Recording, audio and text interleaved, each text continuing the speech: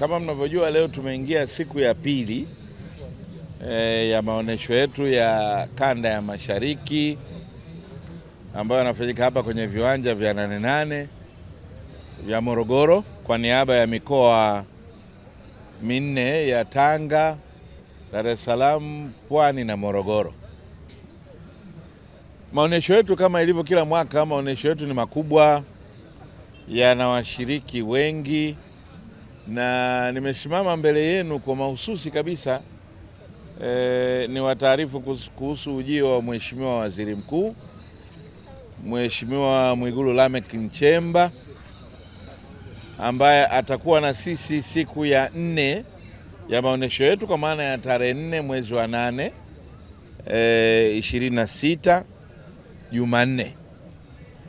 Ni jambo ambalo Mheshimiwa Waziri Mkuu alialikwa, lakini katika ratiba yake yenye mambo mengi sana kama mnavyofahamu, amechambua, lakini imempendeza kwamba katika ratiba hizo atengeneze muda awepo na sisi hapa kwenye kanda ya Mashariki siku ya Jumanne. Kama mnavyofahamu, alifungua maonesho ya kitaifa Dodoma Jumamosi, na Jumanne atakuwa na sisi hapa Morogoro. Tunamshukuru sana Mheshimiwa Waziri Mkuu kwa kuridhia mwaliko wetu huo, na kama ilivyo kawaida tunawaomba wananchi wa Morogoro na wananchi wa kanda tuendelee kujitokeza kwa wingi. Hadi sasa ushiriki wa wananchi ni mzuri, lakini hizi ni siku za mwanzo sana.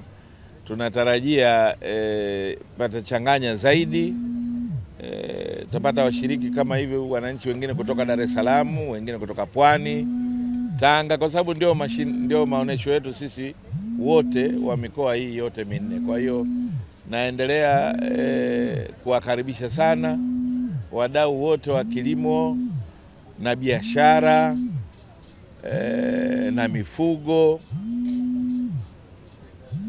Tuendelee kujitokeza kwa wingi katika maonesho haya, na iwe pia ni sehemu mojawapo ya ushiriki wetu tuweze kumkaribisha Mheshimiwa Waziri Mkuu tarehe 4 hiyo, kesho kutwa Jumanne, saa 3 saa 4 asubuhi.